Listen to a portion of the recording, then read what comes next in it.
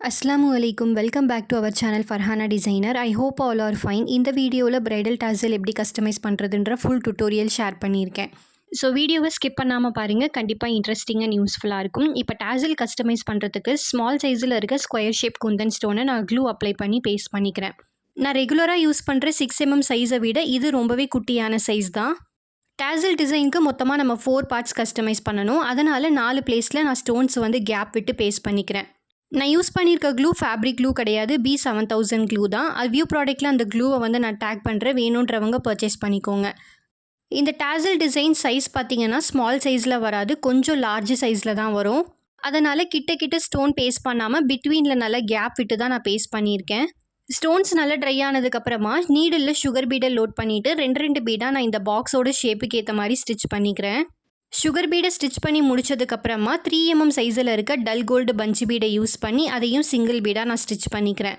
எப்போவுமே நீங்கள் ஸ்டோன்ஸை யூஸ் பண்ணி எந்த டிசைன் கஸ்டமைஸ் பண்ணுறதா இருந்தாலும் அந்த ஸ்டோன்ஸோட ஷேப்புக்கு ஏற்ற மாதிரி நம்ம பண்ணுற டிசைனோட அவுட்புட் பர்ஃபெக்டாக வரணும். ஃபார் எக்ஸாம்பிள், நீங்கள் ரவுண்ட் ஷேப்பில் ஸ்டோன்ஸ் யூஸ் பண்ணுறீங்கன்னா அவுட்புட்டும் அந்த ரவுண்ட் ஷேப்பில் தான் வரணும். இப்போ நான் ஸ்கொயர் ஷேப்பில் யூஸ் பண்ணிக்கிறதுனால ஃபைனல் அவுட்புட்டும் ஸ்கொயர் ஷேப்பில் தான் நான் கொடுத்துருக்கேன். 3mm பீடை ஸ்டிச் பண்ணதுக்கப்புறமா அகெயின் சுகர் பீடை யூஸ் பண்ணி 2 பீடாக நான் ஸ்டிச் பண்ணிக்கிறேன். ஸ்கொயர் ஷேப்போட கார்னர் டிப் வரும்போது பேக் ஸ்டிச்சை போட்டுட்டு நீங்கள் ஸ்டிச் பண்ணிங்கன்னா அந்த கார்னர் பாயிண்ட் நல்ல எம்போஸ்டாக என்ஹான்ஸாக தெரியும். சுகர் பீட் ஸ்டிச் பண்ணதுக்கப்புறமா ஒயிட் கலரில் இருக்க ஸ்டோன் செயினை யூஸ் பண்ணி நான் பேஸ்ட் பண்ணிக்க போகிறேன். ஆக்சுவலாக ஸ்டோன் செயின் அப்படின்னாலே ஸ்டிச்சிங் பண்ணணும் அப்படின்ட்டு தான் நான் நிறைய வீடியோஸில் சொல்லியிருக்கேன். பட் இந்த மாதிரி குட்டியான சைஸில் நம்ம ஒர்க் பண்ணும்போது ஸ்டிச்சிங் பண்ணணும் அப்படின்ற கம்பல்ஷன் கிடையாது. பிகாஸ் சின்ன சைஸாக இருக்கிறதுனால ஸ்டிச் பண்ணுறதுக்கு ரொம்பவே அன்கம்ஃபர்டபுளாக இருக்கும்.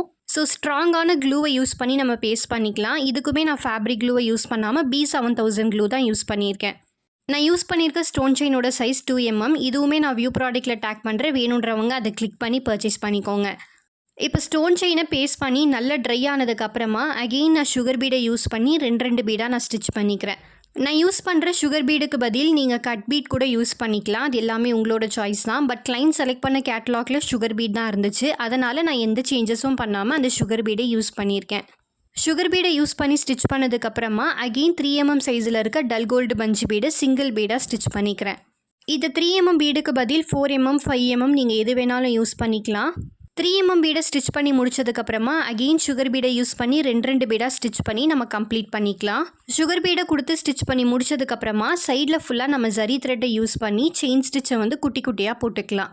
ஆக்சுவலாக tassel ஒர்க்னாலே நிறைய பேர் 2 லைன் செயின் ஸ்டிச் கொடுத்துட்டு அதை சுற்றியுமே குட்டி குட்டியாக ஜிக்ஸாக் ஸ்டிச் கொடுத்து கம்ப்ளீட் பண்ணுவாங்க. அந்த மாதிரி மெத்தட்லேயும் நீங்கள் பண்ணலாம். இல்லை நான் வீடியோவில் ஷோ பண்ணியிருக்க மாதிரி வெறும் ஒரு லைன் மட்டும் நீங்கள் செயின் ஸ்டிச் கொடுத்துமே கம்ப்ளீட் பண்ணலாம். பட் நான் வீடியோவில் ஷோ பண்ணியிருக்க மெத்தடில் நீங்களும் சேமாக ஒரே ஒரு லைன் மட்டும் செயின் ஸ்டிச் கொடுக்குறீங்கன்னா நான் பண்ணுற ஸ்டெப்ஸ் எல்லாமே நீங்கள் ஸ்கிப் பண்ணாமல் ஃபாலோ பண்ணணும். அப்போ தான் எக்ஸ்ட்ரா த்ரெட்ஸ் எல்லாமே வராமல் நம்ம நீட்டான ஃபினிஷிங்கில் ஒர்க் பண்ண முடியும். நான் ஜரி த்ரெட்டை யூஸ் பண்ணி ஒரே ஒரு லைன் தான் செயின் ஸ்டிச் போட்டிருக்கேன். இப்போ இது மட்டும் நம்ம போட்டால் போதாது. இந்த ஃப்ரேமை அப்படியே பின்பக்கமாக திருப்பிட்டு அந்த செயின் ஸ்டிச்சோட அவுட்டர் சைடில் நம்ம இந்த ஃபேப்ரிக் க்ளூவை யூஸ் பண்ணி நான் அப்ளை பண்ண போகிறேன். நான் வீடியோவில் ஷோ பண்ணியிருக்கிறத பார்த்தாலே உங்களுக்கு தெரியும்னு நினைக்கிறேன். க்ளூவை ஜரி த்ரெட்டோட outer layer and inner layer ரெண்டுத்துலேயுமே படுற மாதிரி நல்லா திக்காக நான் அப்ளை பண்ணியிருக்கேன். நீங்கள் B7000 க்ளூவை இந்த பேக் சைடில் யூஸ் பண்ண வேணாம். ஃபேப்ரிக் க்ளூ தான் இந்த பேக் சைடில் யூஸ் பண்ணுறதுக்கு பெஸ்ட்டான ஆப்ஷன். இந்த அப்ளை பண்ண க்ளூ எல்லாமே நல்லா ட்ரை ஆனதுக்கப்புறமா எப்படி ஸ்டிச் பண்ணுறதுன்றதை பற்றி பார்க்கலாம். இப்போ இந்த tassel கம்ப்ளீட்டாக ட்ரை ஆகிடுச்சு. இப்போ இதை நான் 4 பார்ட்ஸாக தனித்தனியாக கட் பண்ணி எடுத்துக்கிறேன்.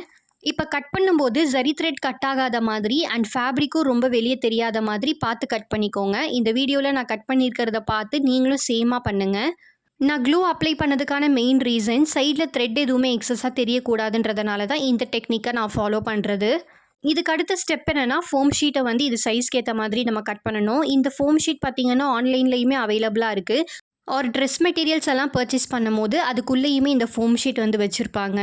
நீங்கள் என்ன ஷேப்பில் tassel ஒர்க் பண்ணியிருக்கீங்களோ அந்த சேம் ஷேப்பில் இந்த ஃபோம் ஷீட்டையுமே கட் பண்ணிக்கோங்க. பட் கட் பண்ணும்போது அந்த tassel ஒர்க்கோட சைஸை விட கொஞ்சம் சின்ன சைஸாக கட் பண்ணிக்கோங்க. இப்போ நான் கட் பண்ணி வச்சுருக்க 1 பார்ட் ஆஃப் tassel நான் ரோப்பை வச்சு ஃபஸ்ட்டு ஒரு 2 to 3 ஸ்டிச்சஸ் ஸ்ட்ராங்காக கொடுத்துக்கிறேன். ரோப் வச்சு ஸ்டிச் பண்ணும்போது ரொம்ப மேலே ஏற்றி வச்சிட்டிங்கன்னா பிரியறதுக்கான சான்ஸ் இருக்குது. ஸோ 1/2 inch to 3/4 inch வரைக்கும் கொஞ்சம் கீழே இறக்குன மாதிரி ரோப்பை வச்சு ஸ்டிச் பண்ணிக்கோங்க. நான் வீடியோவில் எப்படி ஸ்டிச் பண்ணி காட்டியிருக்கேனோ அதே போல் நீங்களும் சேமாக ஸ்டிச் பண்ணிக்கோங்க. இதுக்கப்புறமா கட் பண்ணி வச்சுருக்க ஒரு ஃபோம் ஷீட் அண்ட் இன்னொரு பார்ட் ஆஃப் டேசலில் வச்சு மொத்தமாக சேர்த்து நம்ம ஒரு ஸ்டிச் போட்டுக்கலாம். ஆக்சுவலாக நான் ஸ்டிச் பண்ணுற ஸ்டிச்சோட நேம் பார்த்தீங்கன்னா ஓவர்லாக் ஸ்டிச். இது ஒவ்வொரு பிளேஸில் ஒவ்வொரு மாதிரி இந்த ஸ்டிச்சஸோட நேமை சொல்லுவாங்க. நான் எப்படி ஃபிங்கரை மேலே பிடிச்சி அந்த த்ரெட்டுக்குள்ளே நீடில் விட்டு எடுக்கிறேனோ அந்த மாதிரி கிட்ட கிட்ட நீங்கள் எடுத்துக்கோங்க. அப்போ தான் சென்டரில் ஸ்பேஸ் எதுவுமே தெரியாது அண்ட் உள்ளே வச்சுருக்க ஃபோம் ஷீட்டுமே விசிபிளாக தெரியாது. இந்த டேசலோட அவுட்டர் லேயரில் நம்ம 3 லைன் ஜரி த்ரெட்டை யூஸ் பண்ணி செயின் ஸ்டிச் போட்டிருந்தா மிஷினில் கூட நீங்கள் இதை வந்து ஸ்டிச் பண்ணிக்கலாம். பட் ரொம்ப 3 லேயர் செயின் ஸ்டிச் போட்டோன்னா திக்காக தெரியும். அதனால தான் இந்த மாதிரி ஹேண்டில் நம்ம வந்து ஸ்டிச் பண்ணுறோம். ஆல்ரெடி நம்ம யூடியூப் சேனல் ஓல்டு வீடியோஸில் பார்த்தீங்கன்னா நிறைய டேசல் டிசைனோட ஸ்டிச்சிங் டுட்டோரியல் வந்து நான் ஷேர் பண்ணியிருப்பேன். பட் நிறைய வீடியோஸில் நான் வந்து வாய்ஸ் ஓவர் பண்ணாமல் ஆரம்ப டைமில் வந்து பேக்ரவுண்டில் சாங்ஸ் தான் போட்டிருப்பேன். ஸோ நிறைய பேருக்கு அதை ஃபைண்ட் பண்ணுறதுக்குமே கொஞ்சம் கஷ்டமாக இருக்கும். அதனால தான் இப்போ நான் நியூவாக லாங் வீடியோ டுட்டோரியலாக நான் வந்து ஷேர் பண்ணியிருக்கேன். அண்ட் ஃபைனல் அவுட்புட் பாருங்கள் நீட்டான ஃபினிஷிங்கில் எப்படி இருக்குன்னு. ஸோ நீங்கள் பிகினர்ஸாக இருக்கீங்கன்னா கண்டிப்பாக என்னோட மெத்தடில் ஒன்ஸ் டேசல் டிசைன் கஸ்டமைஸ் பண்ணி பாருங்கள். உங்களுக்கும் இதே மாதிரி சேமான அவுட்புட் கிடைக்கும். இந்த வீடியோ உங்களுக்கு யூஸ்ஃபுல்லாக இருந்துச்சுன்னா மறக்காமல் லைக் அண்ட் சப்ஸ்கிரைப் பண்ணிக்கோங்க. தேங்க்ஸ் ஃபார் வாட்சிங். See you all in next video.